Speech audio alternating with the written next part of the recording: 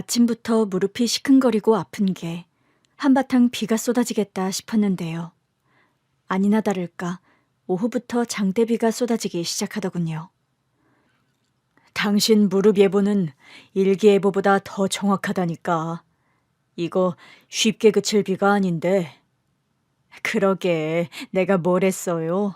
오늘 비 올 거라고 그랬죠? 내 말 안 듣고 벌초 갔으면 헛걸음할 뻔했잖아요. 당신 말 듣길 잘했네. 그런데 진우, 오늘 야외 웨딩 촬영 있다고 하지 않았어? 안 그래도 도련님하고 통화했어요. 비 오면 실내에서 촬영한다고 하더라고요. 역시 진우 챙기는 건 당신밖에 없다니까. 하긴 우리 진우한테는 당신이 엄마나 다름없지. 어머니 돌아가시고 어린 진우를 당신이 거의 키우다시피 했으니까. 아이고, 당신 그 공을 알아주니 고맙네요. 그럼 나 그래서 늘 당신한테 감사해 하고 있어. 그렇습니다. 제가 결혼하고 2년 뒤 시어머니가 갑자기 쓰러지셨어요. 목욕탕에서 발을 헛디뎌 미끄러지셨는데요. 뇌진탕으로 결국 세상을 떠나셨습니다. 그때가 막내 도련님이 초등학교 6학년, 13살 때 일이었어요. 엄마, 엄마. 시어머니 장례식에서 하염없이 울고 있는 도련님이 너무 치근하더군요. 막내 도련님은 늦둥이로 남편과는 17살이나 나이 차이가 났습니다. 시누이와도 13살 차이가 나다 보니 집안의 귀여움을 독차지하고 있었죠. 남편과 시누에게는 다소 엄격하던 시어머니도 늦둥이라선지 도련님에게는 한없이 너그러웠는데요. 그런데 하루아침에 엄마를 잃었으니 얼마나 충격이 컸겠습니까? 도련님, 이리 와서 식사 좀 해요. 어? 그렇게 울기만 하면 어머님이 하늘나라에서도 얼마나 마음 아프시겠어요. 그래, 진우야. 네가 그러고 있으면 떠나시는 엄마 발걸음이 얼마나 무거우시겠어. 남편도 어린 동생이 몹시 안쓰러운 것 같았습니다. 도련님이 8살 때 아버님이 암으로 세상을 떠나셨는데요. 고작 5년 뒤 엄마까지 잃었으니 본인의 슬픔은 그렇다고 치더라도 어린 동생에게는 너무 가혹한 일이다 싶었던 겁니다. 진우야, 지금쯤 엄마 아마 아빠 만나셨을 거야. 두 분이 하늘나라에서 지켜보실 테니까 우리 힘내자, 응? 시어머니의 장례를 마치고 돌아오는 차 안에서 남편은 어린 시동생의 손을 꼭 잡으면서 이렇게 얘기하더군요. 형. 남편의 이야기에 도련님은 또다시 울음을 터뜨렸습니다. 그 모습이 안쓰러워 전 도련님을 꼭 안아줬어요. 도련님, 이제부턴 제가 어머님 대신 도련님을 잘 보살필게요. 그때 제 나이가 26살이었습니다. 지금 생각해보면 저 역시 도련님을 키우기엔 어린 나이였죠. 결혼한 지 2년밖에 안 된 새댁이, 그것도 아이를 낳아 키워본 경험이 없는 제가 뭘 알았겠습니까? 엄마 잃고 울고 있는 도련님을 보고 있자니 마음이 아팠을 뿐입니다. 고마워, 미소야. 진우, 우리 집에 데리고 오자고 먼저 말해줘서. 오빠, 무슨 소리예요. 당연히 도련님 우리랑 살아야죠. 자주 들락거리던 형집인데도 불구하고 도련님은 처음엔 우리 집에 있는 걸 낯설어 했습니다. 갑자기 엄마를 잃은 충격도 가시지 않았는데 환경까지 바뀌니 적응하기가 쉽지 않았겠죠. 게다가 사춘기가 막 시작됐던 탓에 진우 도련님은 한동안 마음을 잡지 못하고 방황하기도 했었습니다. 도련님이 중학교 1학년 때 있었던 사건입니다. 저녁 찬거리를 사서 마트에서 돌아오는 중이었는데 도련님 담임 선생님으로부터 전화가 걸려왔습니다. 진우 형수님이시죠? 네, 안녕하세요. 선생님, 어쩐 일이세요? 도련님이 중학교에 입학하자 전 일부러 담임 선생님을 찾아가 상담을 했었습니다. 집안 사정을 미리 귀뜸해 놓는 게 좋을 것 같아서였죠. 진우가 최근 들어 자주 조퇴를 해서요. 혹시 집에 무슨 일이 있나 싶어 전화를 드렸습니다. 담임 선생님의 전화를 받으니 혹시나 했던 의심이 불안감으로 바뀌더군요. 그렇지 않아도 도련님 행동이 이상하다는 생각은 하고 있었거든요. 학원에서 결석했다는 전화가 연이어 왔는데도 저녁 늦게 들어와서 어디 갔다 왔냐고 물으면 학원에서 늦었다며 거짓말을 했었습니다. 네, 선생님. 제가 잘 챙겨보겠습니다. 연락 주셔서 감사합니다. 선생님과 전화를 끊고 한동안 머릿속이 복잡하더군요. 학원에서 늦었다고 왜 거짓말을 했냐고 따져 물으면 혹시나 엇나갈까봐 참고 있었는데요. 더 이상 모른 척하면 안 되겠다는 생각이 들었습니다. 그래서 그날은 도련님이 들어오길 벼르고 있었죠. 도련님, 어디 갔다 이제 들어오는 거야? 도련님은 제 말투에서 분위기가 심상찮다는 걸 눈치챈 듯 했습니다. 학원요. 더듬거리며 또 거짓말을 하더군요. 거짓말 말아요. 내가 학원에 전화해서 이미 알아봤다고. 오늘도 결석했다던데? 도련님은 거실 바닥만 쳐다볼 뿐 말이 없었습니다. 지난주도 3번이나 빠졌다고 하고 오늘은 학교까지 조퇴했다고 하던데 도대체 지금까지 뭘 하다 온 거예요?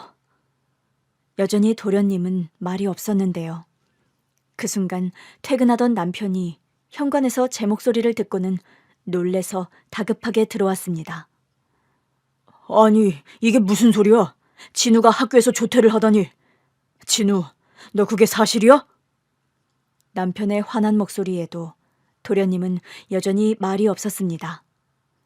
진우, 너 왜 아무 말이 없어? 학교에서 조퇴했다는 게 사실이냐고? 오빠, 일단 진정하고 얘기해요. 그렇게 다그치면 도련님이 하고 싶어도 얘기할 수가 없잖아요. 미소, 넌 가만히 있어. 엄마 돌아가셔서 그렇다는 핑계도 적당히 대야지. 언제까지 봐주고 있을 거야? 고개를 숙인 채 바닥만 내려다보고 있던 시동생은 어머님 얘기가 나오자 화가 난 눈으로 남편을 쳐다봤습니다. 그리곤 문을 쾅 닫으며 제 방으로 들어가 버리더군요. 아니, 저 녀석이? 오빠, 그렇게 다그친다고 해결될 일이 아니야. 내가 살살 달래서 얘기를 들어볼 테니까 지금은 그만해요, 응? 뒤따라 방으로 달려가려는 남편을 겨우 달랬습니다. 도련님의 태도로 봐선 더 이상 다그치면 오히려 덧나겠다 싶었거든요. 도련님, 저녁 먹게 어서 나와요. 도련님 좋아하는 떡갈비 구워놨어요. 결국 그날 도련님은 한 발자국도 제 방에서 나오지 않았습니다. 다음 날 아침이 되니 새벽같이 집을 나갔는지 제 방에 없더군요. 전 불길한 생각이 들어서 담임 선생님께 전화를 드렸는데요. 글쎄, 도련님이 학교에 오지 않았다는 겁니다. 그때부터 가슴이 두근거리기 시작하면서 온갖 상상이 머릿속을 오갔습니다. 미소야, 걱정하지 마. 진우 분별 없는 애 아니니까 별일 없을 거야. 도련님이 학교에 가지 않았다는 소식을 가장 먼저 남편에게 전했죠. 남편은 절 안심시켰지만 소용없었습니다. 시간이 흐르면서 불안도 걷잡을 수 없이 커져갔습니다. 조금만 더 기다려보자, 응? 경찰에 신고해야 하는 거 아니냐는 제 말에 남편은 좀 더 기다려보자고 했습니다. 전 도련님이 갈 만한 곳에는 모두 연락을 해봤어요. 하지만 누구도 도련님의 행방을 알지 못했습니다. 다급해진 전 혹시나 단서가 있을까 해서 도련님 방 책장과 서랍을 뒤지기 시작했습니다. 아무런 단서도 찾지 못했는데요. 그런데 도련님 방을 나오려는 순간 방문 앞에 붙여진 달력에 빨갛게 동그라미가 쳐져 있는 게 눈에 띄었습니다. 다름 아닌 시어머니 기일이었습니다. 전 혹시나 하는 마음에 정신없이 달려서 아버님 곁에 묻히신 어머님 산소로 달려가는데요. 그곳에서 울고 있는 도련님을 발견했습니다. 도련님! 눈물이 그렁그렁한 채 도련님이 절 바라봤습니다. 도련님, 도련님,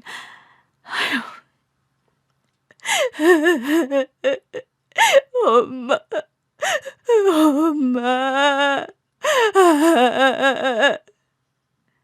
달리 말이 필요 없었습니다. 시어머니 기일이 가까워지자 도련님은 엄마가 이루 말할 수 없이 보고 싶었던 겁니다. 그래서 학원도 빼먹고 학교까지 조퇴하면서 어머님께 왔던 거죠. 전 그런 도련님이 안쓰럽고 불쌍해서 한참을 붙들고 같이 울었습니다. 도련님도 제게 안겨 어린애처럼 펑펑 울더군요. 도련님, 실컷 울고 나니까 좀 시원해요? 네, 형수님. 가슴에 담아뒀던 슬픔을 토해내서였을까요? 도련님 얼굴이 한결 밝아 보였습니다. 아, 배고파. 실컷 울었더니 배고프네. 도련님도 배고프죠?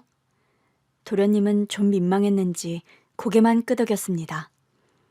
그럼 우리 맛있는 거 먹으러 갈까요? 도련님 좋아하는 걸로? 좋아요. 자신의 슬픔을 이해받았다고 생각해서였을까요?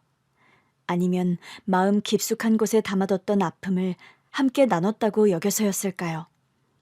그날 이후로 도련님은 저를 엄마처럼 생각하는 것 같았습니다. 저에게도 도련님이 아들과 다름없었죠. 형수님, 저 대학 붙었어요. 그것도 장학생으로 합격했다고요. 아유, 축하해요, 도련님. 합격한 것도 대단한데 장학생이라니. 도련님 정말 짱이에요. 이게 다 형수님 덕분이죠. 감사합니다, 형수님. 어라, 진우야. 그럼 난 형한테는 뭐 할 말 없어? 형? 있긴 한데요. 그렇지. 나한테도 할 말이 있지. 그럼요. 나 대학 가면 노트북이 새로 필요한데 형 노트북 한 대 사주세요. 뭐? 진우 너 형수한테는 감사하다면서 형한테는 웬 청구서냐? 에이, 형하고 형수하고 어떻게 같을 수가 있어요. 나 고3이라고 형수님이 잠도 제대로 못 주무시고 뒷바라지 하셨는데요. 맞아. 당신 도련님 공부할 때 간식 한번 챙겨준 적 있어요? 그거야. 당신이 워낙 알아서 잘하니까. 어디 간식뿐인 줄 아세요? 수능과 관련된 기사다 싶으면 형수님이 일일이 캡처해서 저한테 보내주시고요. 입시 설명회도 얼마나 자주 다니셨다고요. 정말? 당신 진짜 그랬어? 그럼요. 고3 입시생 부모가 그 정도는 해야죠. 들으셨죠? 형수님은 늘 엄마 맘이라니까요. 그래? 그래도 난 노트북 못 사준다. 질투나서 이거 견딜 수가 있나? 아유, 당신도 참 유치해요. 도련님, 걱정하지 말아요. 합격 선물로 제가 노트북 사드릴게요. 또 뭐 필요한 거 없어요? 이야, 역시 우리 형수님이 최고라니까. 두 사람 지금 뭐 하는 거야? 나 왕따 시키는 거야? 도련님은 4년을 장학생으로 대학을 다녔습니다. 군대를 다녀온 뒤 졸업 전 친구와 창업하겠다는 계획을 세우더니 졸업하자마자 정부의 지원을 받아 실제로 창업했습니다. 도련님, 창업 축하해요. 대박 나시길 기원할게요. 회사는 첫 해 1년간은 고전을 면치 못하는 눈치였습니다. 진우야, 정 어려우면 형한테 얘기해. 형이 어느 정도는 도와줄 수 있어. 아니에요, 형. 아직은 괜찮아요. 진짜 어려워지면 그때 형한테 도움 청할게요. 회사가 어려운 것 같았지만 도련님은 어떻게든 혼자 힘으로 해결해 보려고 하더군요. 그런 도련님이 안타까워 저 역시 회사 상황에 신경을 많이 썼는데요.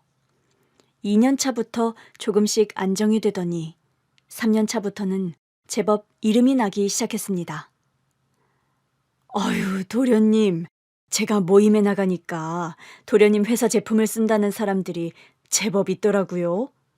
그 얘기 듣는데 얼마나 기분이 좋았다고요. 실제로 그랬습니다. 회사가 5년 차에 들어서면서 도련님은 해외 시장 개척에도 눈을 돌리기 시작했습니다.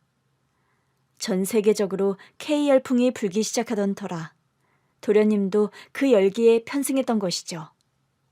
그런데 저를 더 기쁘게 했던 건 바로 이 소식이었습니다.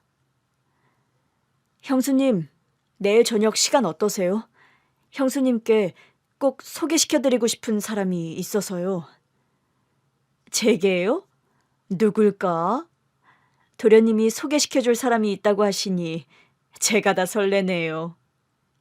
도련님이 보내준 약속 장소로 나가니 도련님 옆에 웬 낯선 여자가 앉아있더군요. 내심 짐작은 했었지만 실제로 얼굴을 보게 되니 말할 수 없이 기분이 좋았습니다.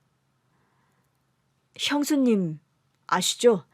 제가 형보다 형수님께 먼저 선보이는 겁니다.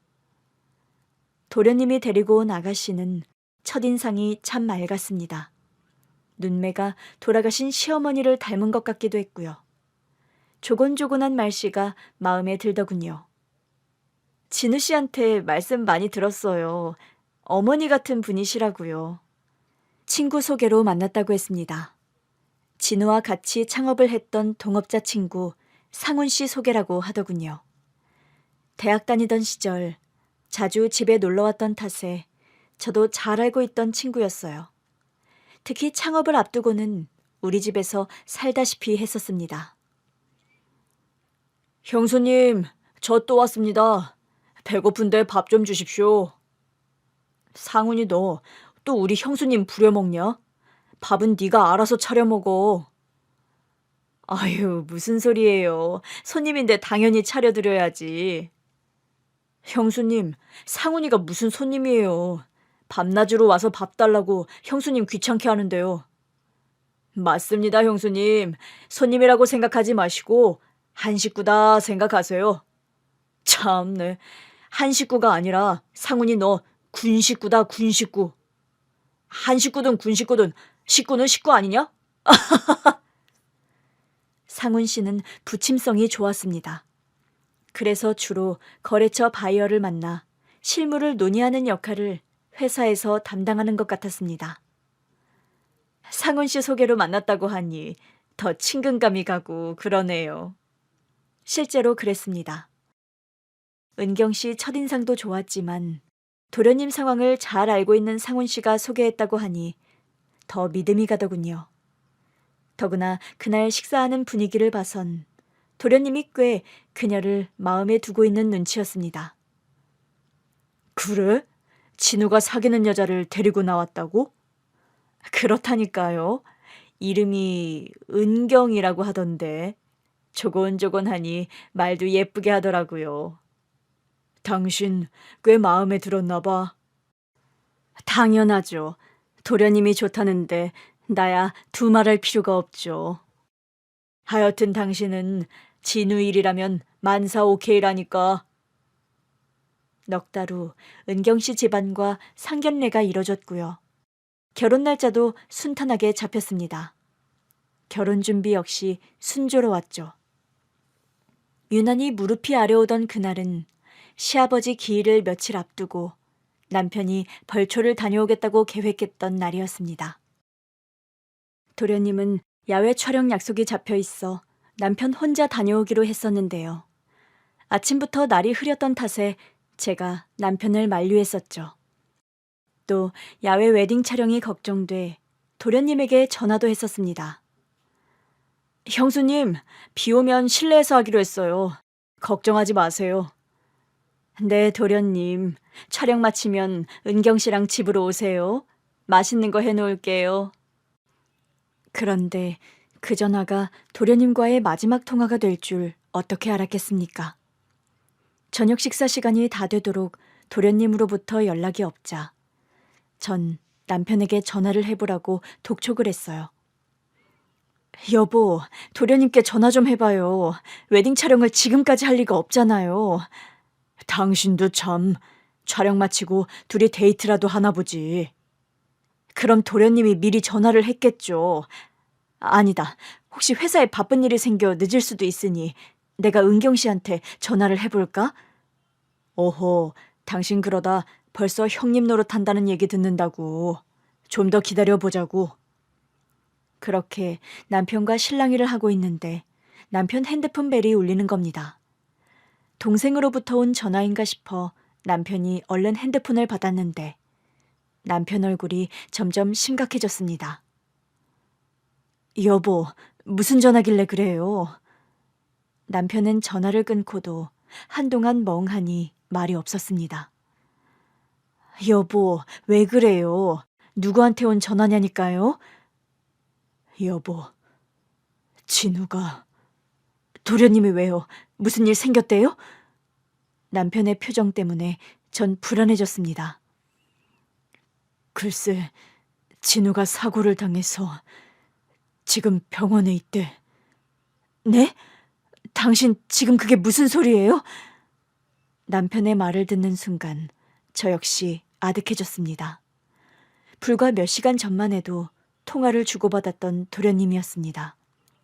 그런데 도련님이 사고를 당했다니요. 남편과 저는 황급히 병원으로 달려갔는데요. 도련님은 이미 숨이 끊어진 상태였습니다. 사고 후 즉시 병원으로 옮겼지만 바로 숨을 거두었다고 했습니다. 아니야, 그럴 리가 없어. 그럴 리가 없다고. 전 악을 쓰며 울었습니다. 도련님이, 자식처럼 키웠던 도련님이 바로 내 눈앞에서 시체가 되어 누워있는데 제정신이 아니더군요. 장례 준비도 어떻게 했는지 모르겠습니다. 정신을 차리고 보니 도련님 영정사진이 단 앞에 놓여있더군요. 빙그레 웃으면서 말이죠. 영정사진을 보고도 실감이 되지 않았습니다. 형수님하고 절 부르며 금세라도 도련님이 웃으며 나타날 것 같았습니다. 진우 씨. 울고 있는 은경 씨를 봐도 마찬가지였습니다. 모든 게 그저 꿈만 같았습니다. 빨리 깨어나고 싶은 악몽 말입니다. 진우야. 남편 역시 눈물을 주체하지 못했습니다. 당연하지 않겠습니까? 도련님을 아들처럼 생각하며 키운 건 남편도 마찬가지였으니까요. 그렇게 장례를 맞은 첫날 밤, 도련님 영정사진을 앞에 놓고 하염없이 울고 있는데 어디선가 벨소리가 들렸습니다. 여보, 당신 핸드폰 아냐? 아까부터 계속 울리는 것 같던데. 전 도련님의 소식을 들은 지인이 전화했나 싶어 핸드폰을 확인했습니다. 그런데 이게 웬일입니까? 발신자에 도련님 이름이 찍혀있는 게 아니겠어요?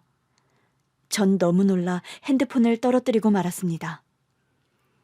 당신 왜 그래? 여보, 여기...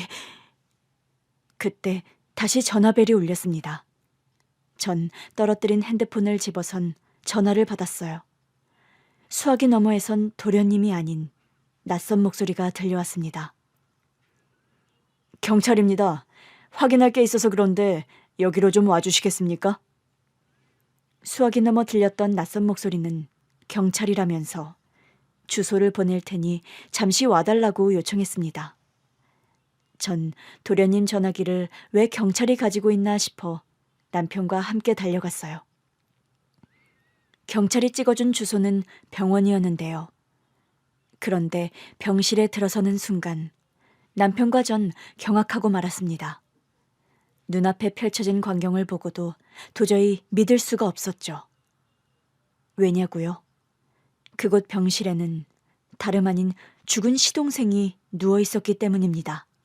아니, 정확하게 얘기하면 죽은 줄로만 알았던 시동생이 사고를 당해 의식을 잃은 채 그곳에 누워 있었기 때문입니다. 신분증이 없어 신원을 확인하는데 애를 먹었습니다. 김진우 씨, 맞습니까? 네, 네. 빗길 오중 추돌 사고였습니다. 경찰은 빗길에 관광버스가 미끄러지면서 5대의 차량이 추돌했다고 했습니다. 부상자와 사상자가 많았던 탓에 도련님의 신원 확인이 늦어졌다고 하더군요. 그럼 지금 장례식장에 있는 사람은 누굽니까? 네? 장례식장이라뇨? 남편의 물음에 담당 경찰은 어리둥절해했습니다. 남편은 자초지종을 설명했고요. 경찰은 자세한 사항을 확인하겠다면서 병실을 나갔습니다. 여보, 진우 도련님 살아있는 거지? 그렇지? 죽은 사람에게는 미안했지만 도련님이 살아있다는 사실에 기뻐서 춤이라도 추고 싶더군요. 사고 충격으로 인해 의식은 없었지만 도련님이 살아있다는 사실만으로도 다행이다 싶었습니다. 그날 밤 몇 번이나 도련님 손이며 얼굴을 만졌는지 모르겠습니다. 꿈이 아닌가 싶어서요. 허허, 꿈 아니래도 진우 살아있는 거 맞으니까 당신 잠시라도 눈 좀 붙여. 싫어요. 나 잠들었을 때 도련님 의식 돌아오면 어떡해요. 도련님 깨어나는 거 내 눈으로 꼭 봐야겠어요. 도련님은 꼬박 이틀 뒤에 의식을 회복했습니다. 다행히 뇌에는 이상이 없었고요. 팔과 다리, 온몸에 멍이 들었지만 골절된 곳 하나 없었습니다. 의사 선생님과 경찰은 천운이라고 하더군요. 전 돌아가신 시어머니가 하늘에서 도우신 것 아닌가라는 생각도 했습니다. 도련님, 정말 이만하길 천만다행이에요. 전 도련님이 돌아가신 줄 알고 얼마나 놀랐다고요. 그래, 진우야. 너 죽은 줄 알고 형수가 제정신이 아니었어. 형수님도 참, 제가 형수님 두고 어떻게 먼저 갈 수가 있겠어요. 아마 죽어서도 발걸음이 안 떨어질 거려. 도련님, 그런 말 말아요. 죽느니 뭐니 그런 말 아예 하지 말라고요. 하지만 도련님이 살아있다고 좋아할 일만은 아니었습니다. 알고 보니 죽은 도련님인 줄 알았던 그 사람은 바로 동업자 친구 상훈 씨였습니다. 사고가 났던 그날 상훈 씨는 도련님 차를 운전해서 바이어와의 미팅에 갔었다고 합니다. 상훈아, 어쩌지? 그쪽에서 계약을 하루 앞당겨서 하자고 연락이 왔네. 그래? 그럼 우리한테 더 좋은 거 아니야? 하루라도 빨리 계약을 마무리하면 좋지. 그렇긴 하지. 그런데 내가 오늘 결혼식 야외 웨딩 촬영이 잡혀 있어서 말이야. 그럼 내가 가면 되지. 어차피 지난번 미팅에서 조건은 이미 구두로 합의했잖아. 도장만 찍으면 되는 거 아니야? 하루 앞당겨진 계약에 도련님 대신 상훈 씨가 가겠다고 했다고 합니다. 결혼식 야외 촬영 스케줄을 조정할 수 없어서 도련님은 상훈 씨에게 계약 마무리를 맡겼다고 해요. 아 참, 나 타이어 교환해야 하는데 보니까 펑크가 났더라고. 그래? 그럼 내 차를 네가 가져가. 약속 시간 맞추려면 지금 출발해야 되잖아? 그럼 난 1시간 정도 여유 있으니까 내가 타이어 교체해서 네 차 가지고 갈게. 오케이, 계약 마치면 전화할게. 그래, 너 내 신분증하고 도장 잘 챙겼지? 걱정 마 임마. 장사 어디 한두 번 해보냐? 그게 도련님이 본 상훈 씨의 마지막 모습이었다고 합니다. 계약을 마치고 돌아오면서 상훈 씨 역시 사고를 당했던 건데요. 졸음운전으로 중앙선을 넘어온 덤프트럭을 미처 피하지 못한 채 산 밑으로 차가 굴렀다고 합니다. 그 탓에 차는 완전히 찌그러지고 운전자의 얼굴을 알아볼 수 없을 정도로 상했다고 해요. 그래서 경찰은 즉사한 상훈 씨가 진우 도련님인 줄 알았던 것이죠. 도련님 차량인데다 동업이었지만 대표는 진우 도련님으로 돼 있었기에 상훈 씨는 도련님 신분증을 가지고 있었던 겁니다. 사실 도련님과 상훈 씨는 키도 생김새도 비슷했습니다.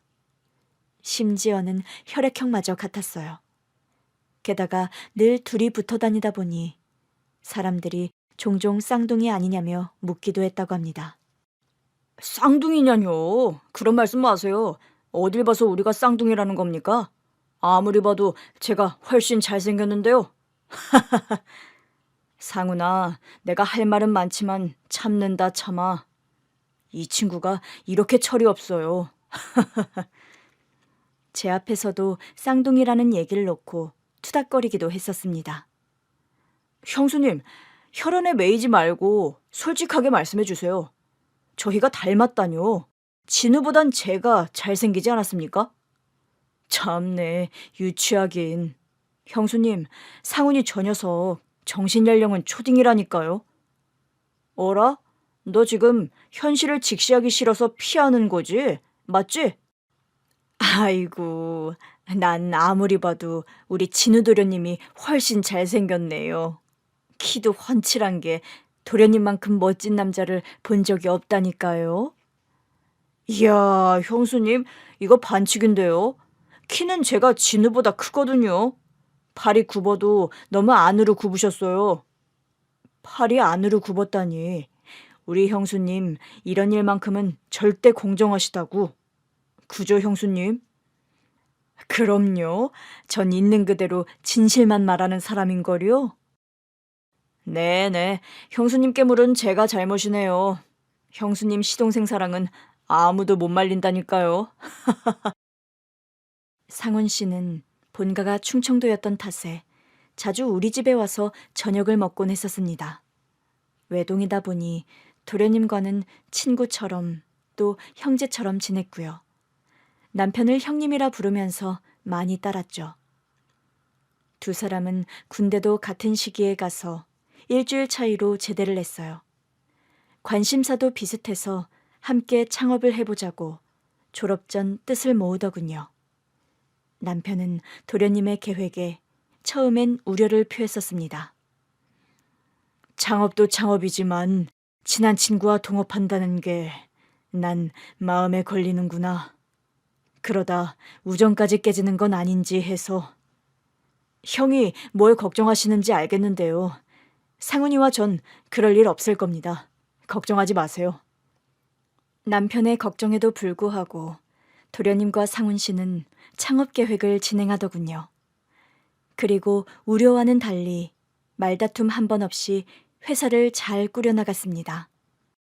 회사 매출이 처음으로 흑자로 돌아섰던 날, 도련님과 상훈 씨는 축하 파티를 하자면서 샴페인과 케이크를 사들고 집으로 왔더군요.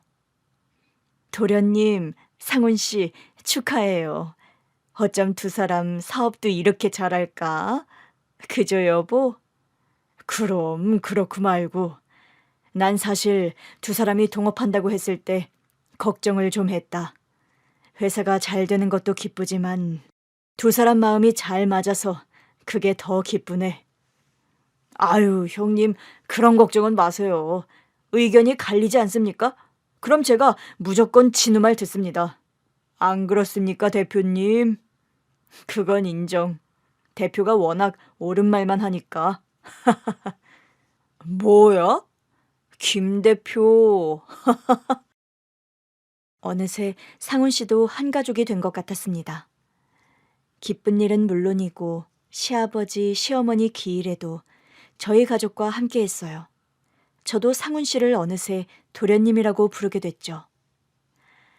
상훈 도련님, 늦었으니 오늘은 집에서 주무시고 가세요. 그럴까요, 형수님? 그럼 오늘도 신세 좀 지겠습니다. 신세라뇨. 어머님 기일까지 이렇게 함께 해주시니 제가 더 감사하죠. 도련님도 덜 외롭고 말이죠. 상훈 씨 역시 아버지가 어린 나이에 돌아가셨다고 했습니다. 어머니가 시장에서 장사를 하면서 자신을 키웠다고 해요. 본가가 충청도라 멀리 떨어져 있던 탓에 자주 집에 와서 밥도 먹고 자고 가기도 했습니다. 상훈 도련님도 좋은 짝 만나 결혼해야죠. 어머니께는 사업 잘 되는 것도 좋지만 그게 진짜 효도라고요. 진우 도련님 결혼식이 다가오자 전 상훈 씨도 마음이 많이 쓰이더라고요. 그래서 집에 놀러 온 어느 날 잔소리를 좀 했었습니다. 아이고, 이젠 형수님까지 그런 얘기를 하시는 거예요? 왜요? 저 말고 또 잔소리하는 사람이 있어요? 말도 마세요. 저 어제 지겹도록 그 얘기 들었어요. 어제요? 서울에 사촌 형님이 사신다고 말씀드렸잖아요. 어제가 조카돌이었거든요. 어르신들이 조카돌 축하할 생각은 안 하시고 저한테 결혼 언제 하냐고 얼마나 닥달을 하시던지. 그게 다 도련님 생각해서 하시는 말씀이세요. 잔소리라고 여기지 말고 새겨 들으세요. 아, 그래야죠. 오늘 아침에 어머니한테 전화가 와선 형수님하고 똑같이 말씀하시더라니까요. 그것 보세요.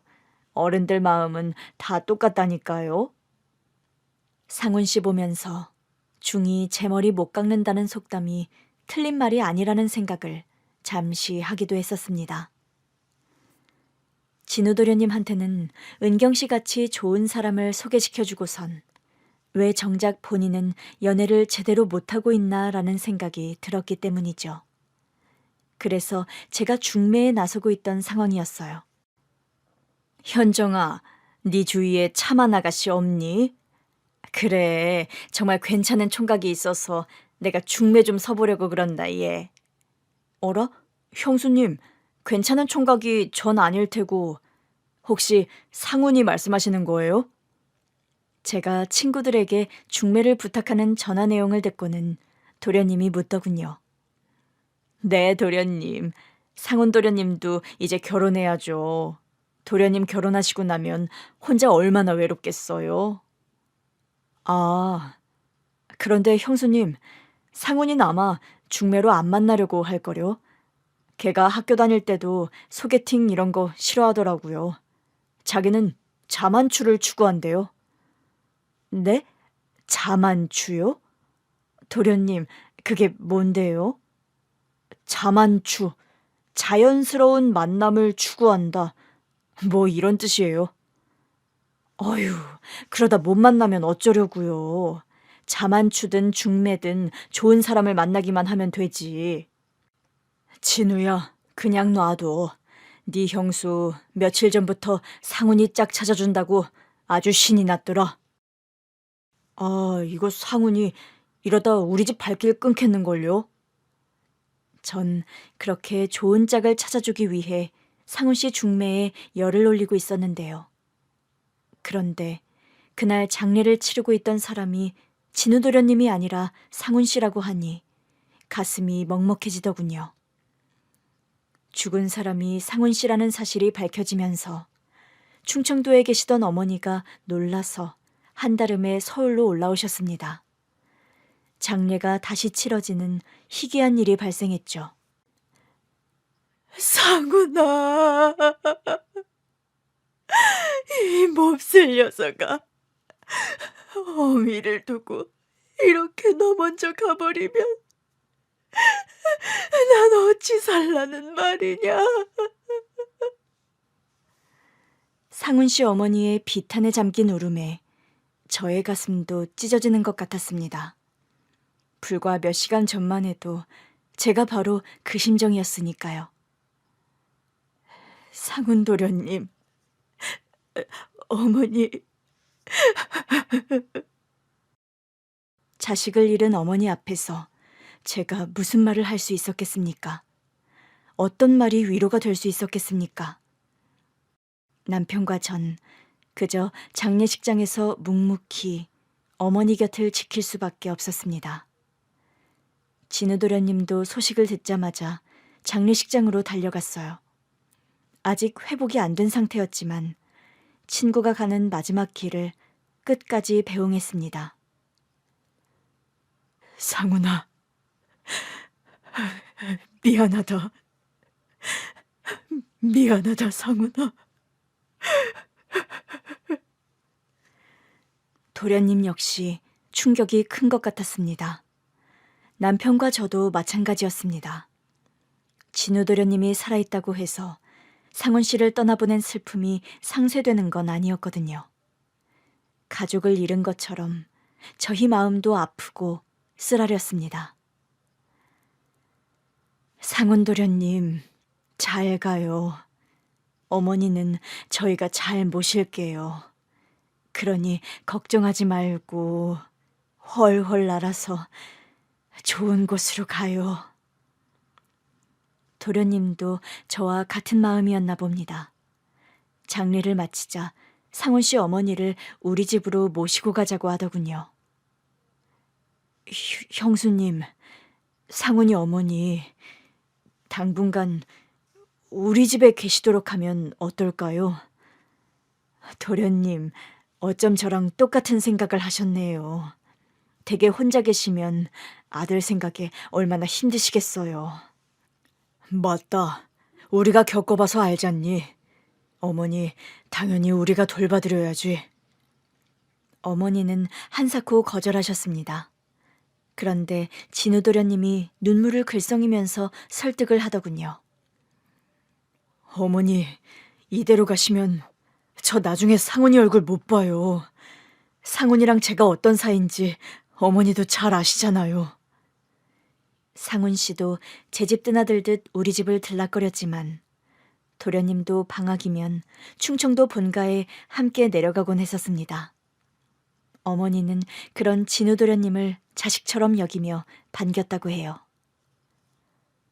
어이구, 진우 왔구나. 안 본 사이에 더 늠름해졌어. 어라? 어머니는 더 젊어지셨는데요? 어머니, 이렇게 뵐 때마다 예뻐지시는 비결이 뭔지 궁금합니다. 그래요? 나 좀 젊어진 것 같아? 사실 진우 너 온다고 해서 내가 어제 파마를 새로 했지 뭐냐. 정말요? 이야, 우리 어머니 파마만 해도 10년은 젊어 보이세요. 아이고, 진우, 어쩜 눈썰미도 이리 좋은지. 엄마, 난 안 보여요? 어째 아들은 몰라라 하고 진우만 반기는 것 같네. 아이고, 상훈이 넌 언제 왔냐? 엄마, 그래요, 우리 아들. 내가 너 좋아하는 개국지 해놨다. 우와, 개국지? 엄마가 해주는 개국지 진짜 짱인데. 진우, 너 운 좋은 줄 알아. 우리 엄마가 요리한 개국지 아무나 못 먹는다고. 어? 개국지? 그게 뭔데? 어휴, 서울 촌놈. 너 개국지도 몰라? 게를 넣고 끓인 김치찌개를 일명 개국지라고 한다, 임마. 우리 충청도 별미야. 김치찌개에 게를 넣는다고? 그래, 새콤한 게 국물이 완전 진국이지. 특히 우리 엄마가 끓인 개국지는 한 번 맛보면 잊을 수가 없다니까. 기대해. 상훈아, 자랑 그만하고 진우 배고프겠다. 어여 밥 먹자. 상훈 씨 말처럼 처음 먹어본 개국지 맛은 일품이었다고 합니다. 충청도에 내려가면 어머니께서 자주 해주셨다고 해요. 어머니, 내 집이다 생각하시고 편히 쉬세요. 어이구, 이렇게 두 분께 신세를 다지고. 신세라니요. 상훈인 제게 친동생이나 다름없습니다. 맞아요, 어머니. 저도 도련님이라고 불렀는걸요. 상훈 씨 어머니는 밤새 한숨도 주무시지 못하는 것 같았습니다.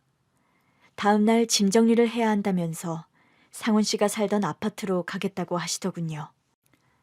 벌써 짐을 정리하시게요? 두면 뭐 어떡겠어요. 후딱 정리를 하는 게 낫지. 그럼 저도 같이 가요, 어머니. 전 어머니를 모시고 상훈 씨 아파트로 갔는데요. 결국 그날 유품 정리를 하나도 하지 못했습니다. 아파트 현관에 들어서자마자 어머니는 주저앉아 우셨습니다. 아이고, 불쌍한 내 새끼. 저도 함께 주저앉아 울었죠. 죽은 상훈 씨 생각에 그저 눈물밖에 나지 않았습니다. 어머니는 그렇게 일주일을 꼬박 앓으셨습니다. 도련님은 타박상 외에는 별 이상이 없다는 의사 선생님의 소견에 바로 퇴원을 했습니다. 회사에 처리해야 할 업무들이 쌓여 있었기 때문인데요. 그러면서도 자주 병실에 들러 어머니 상태를 확인했습니다. 진우야, 바쁘다면서 왜 또 왔어? 바쁘긴요, 어머니. 오늘은 좀 어떠세요? 괜찮이요. 어머니는 괜찮다고 하시면서도 도련님만 보면 우셨습니다. 아들 생각이 간절했기 때문일 겁니다. 미안하다, 진우야. 너만 보면 상훈이 생각이 나서. 아니에요, 어머니. 울고 싶을 때 실컷 우세요. 그래야 마음에 병이 안 생긴대요. 밤에는 도련님과 교대하며 병실을 지켰습니다. 형수님, 오늘 밤에는 제가 어머니 곁에 있을 테니 형수님은 집에 가서 좀 쉬세요. 아니에요, 도련님. 아직 몸도 성치 않으신데 무리하시면 안 돼요. 제가 있을게요. 저 많이 좋아졌어요. 오늘은 제가 어머니 곁에 있고 싶어서 그래요.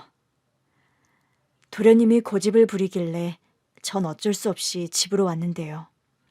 씻고 잠자리에 누우려는데 도련님께 전화가 오는 겁니다. 전 어머니께 무슨 일이라도 생겼나 싶어서 얼른 전화를 받았죠. 형수님, 정말 죄송한데 지금 병원에 좀 와주실 수 있어요? 네? 도련님, 어머니한테 무슨 일 생겼어요? 아니요, 그건 아니고요. 회사 일 때문에 제가 급하게 경찰서에 좀 다녀와야 할 것 같아서요.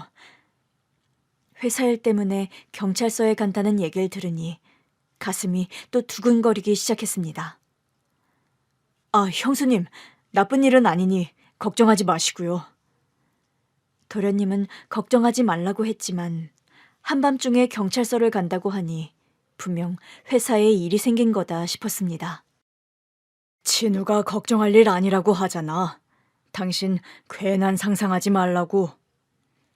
이럴 땐 느긋한 성격의 남편이 부러웠습니다. 제가 작은 일에도 놀라는 편이라면 남편은 웬만한 일에도 요동하는 법이 없었습니다. 새벽녘이 돼서야 도련님이 병실로 돌아오더군요. 전 그때까지 잠들지 못하고 있었습니다. 도련님, 경찰서 가신 일은 어떻게 됐어요? 형수님, 여태 못 주무셨어요? 일 잘 해결됐어요. 아, 다행이에요. 근데 무슨 일이에요? 그게... 도련님은 말을 멈추고 잠든 어머니를 한참을 바라보더군요. 형수님, 제가 상훈이한테 정말 큰 빚을 졌습니다. 도련님이 전한 이야기는 이랬습니다. 제가 간 뒤 도련님은 어머니가 잠드신 걸 확인하고는 휴게실로 잠시 나왔다고 합니다. 의자에 앉아 쉬고 있는데 갑자기 자신의 핸드폰에 음성 메시지가 남겨져 있었던 게 떠올랐다고 합니다. 그동안 경황이 없어 미처 확인하지 못하고 있었던 것이죠. 음성 메시지는 상훈 씨가 남긴 것이었는데요. 확인하는 순간 깜짝 놀랐다고 합니다. 진우야, 왜 이렇게 전화를 안 받아? 메시지 확인하면 바로 연락 줘. 운전 중이라 상훈 씨는 문자 대신 음성으로 메시지를 남겼던 건데요. 거기엔 사고 당일 계약했던 회사와 관련해 중요한 이야기가 있었다고 합니다. 계약하고 돌아오다가 알고 지내던 지인에게서 연락을 받았나 봐요. 그 사람이 상훈이가 그날 계약했던 회사가 페이퍼 컴퍼니 같다는 얘기를 전했던 것 같아요. 회사에 명운이 달린 중요한 계약이었던 만큼 상훈 씨의 마음은 다급해졌던 거고요. 그러다 보니 자신을 향해 달려오던 덤프트럭을 미처 보지 못했던 것 같습니다.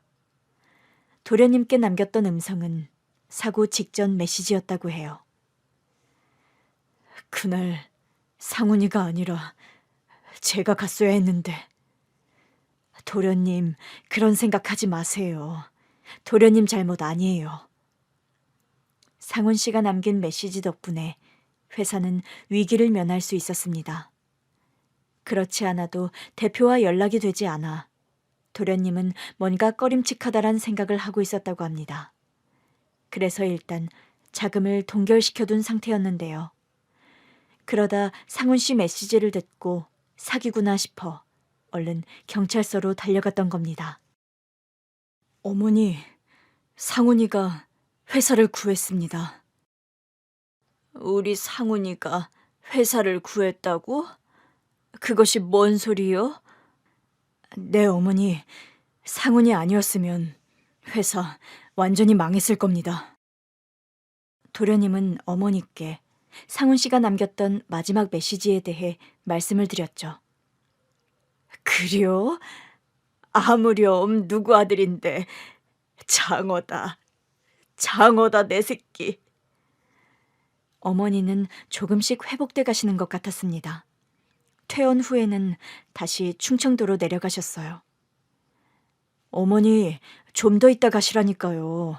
아직 몸도 덜 회복되셨잖아요.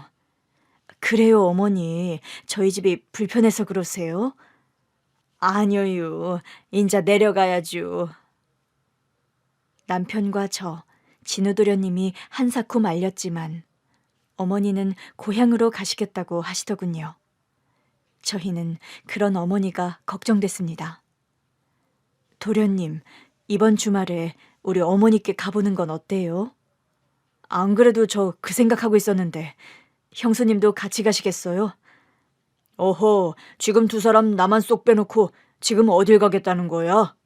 상훈이 어머니께 당연히 나도 가야지. 그렇게 해서 토요일 아침 일찍 저희는 충청도로 출발했습니다. 가기 전 전화를 드릴까 했지만 부담스러워 하실 것 같더라고요. 그래서 연락 없이 바로 어머니 댁으로 갔는데요. 차가운 냉방에 어머니가 글쎄 이불도 깔지 않은 채 누워 계시는 겁니다.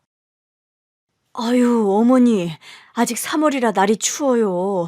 보일러도 안 켜고 냉방에 누워 계시면 어떡해요. 어머니는 멍하니 저희를 바라보기만 하시더군요. 그런데 어머니 의식이 점점 흐려져 가고 있는 것 같았습니다. 어머니, 저 누군지 알아보시겠어요? 저희는 놀라서 119를 불렀고요. 바로 응급실로 모시고 갔죠. 며칠째 아무것도 안 드신 것 같네요. 의사 선생님의 진단을 듣는데 가슴이 아려왔습니다. 아들을 잃고 살 의욕조차 잃으신 게 분명했습니다. 도련님, 우리가 잘못 생각했어요. 어머니 혼자 여기 내려오시도록 하는 게 아닌데. 더 이상 따지고 말고 할 게 없었습니다.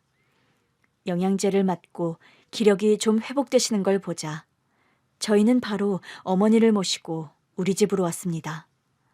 어머니도 이번에는 순순히 따라오시더군요. 어머니, 당분간은 여기 계시는 겁니다. 이젠 어머니 혼자 못 보내드려요. 어머니는 다행히 조금씩 회복돼 가셨고요.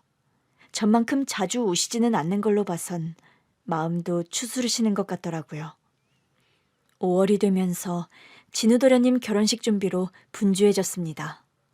원래 3월에 결혼식을 올릴 예정이었는데 사고로 2달을 미뤘었거든요. 결혼식 날은 고맙게도 날씨가 화창했습니다. 어쩜 신부가 이렇게 아름다울까? 5월의 신부라는 말이 딱 어울리네. 감사합니다, 형님. 저희 행복하게 잘 살게요. 그럼 그래야지. 어떻게 맺은 인연인데. 사고 이후 동서는 매일이다시피 도련님을 챙겼습니다. 또 집에도 자주 와서 상훈 씨 어머니 말벗도 해드리고 하더라고요. 어머니, 이것 좀 드셔보세요. 쑥떡인데 어머니 좋아하실 것 같아 제가 사왔어요. 이 집 쑥떡 유명하거든요. 아이고, 뭐 이런 걸 다 사오고 그려. 아이, 고맙게 잘 먹을게요.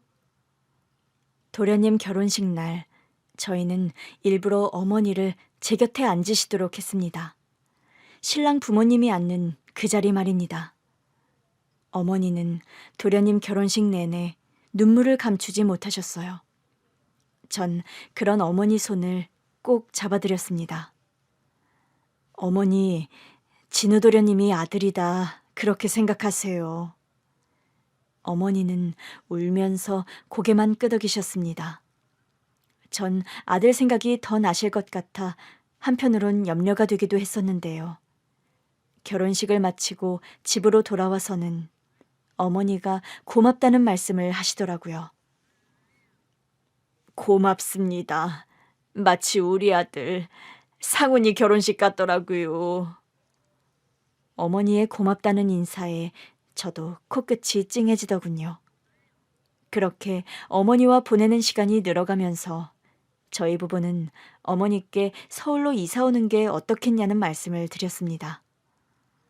저도 어머니가 이사 오시면 좋겠어요. 상훈이 대신 이젠 제가 아들 노릇할게요. 어휴, 그게 뭔 소리요. 평생 내가 살아온 곳을 우째 떠날 수가 있다고. 말씀은 그렇게 하셨지만 싫지 않은 눈치셨습니다. 그래요, 어머니. 서울 오셔서 저랑 모녀처럼 알콩달콩 살아요. 저 어머니 일찍 돌아가셔서 친정엄마 있는 친구들이 얼마나 부러웠다고요. 맞습니다. 진우 장가 가서 집도 횡한데 그러지 말고 올라오시죠.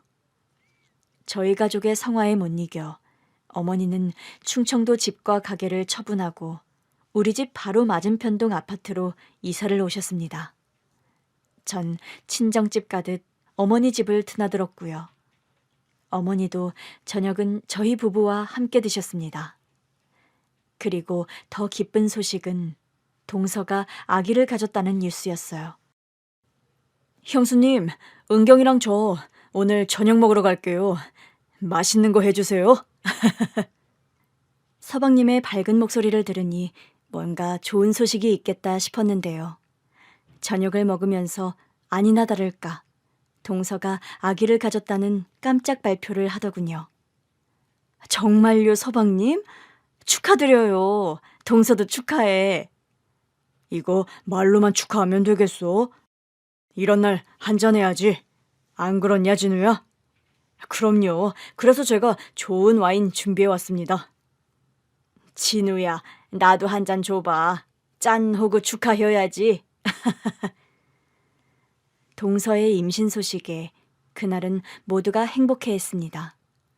어머니도 오랜만에 웃음을 보이시는 것 같아 흐뭇하더군요. 동서는 3.4kg의 건강한 사내 아이를 낳았고요. 서방님 내외는 아들 이름을 상훈이라고 지었습니다. 병원으로 산모와 아기를 보러 간 날, 어머니는 아기 상훈이를 안고 눈물을 글썽거리셨습니다. 어머니, 아기 이름 상훈이라고 지었어요.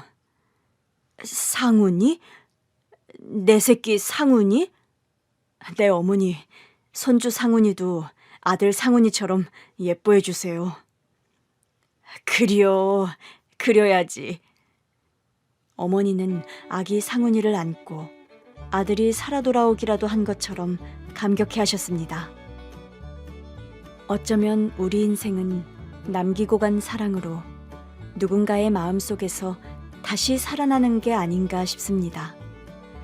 상훈 씨 삶은 비록 짧았지만 어머니와 우리 가족, 또 다른 생명에게까지 그의 흔적이 이어지는 걸 보면서 그런 생각이 들었습니다.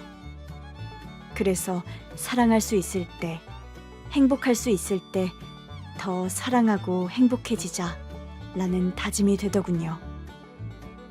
긴 글 읽어주셔서 감사합니다.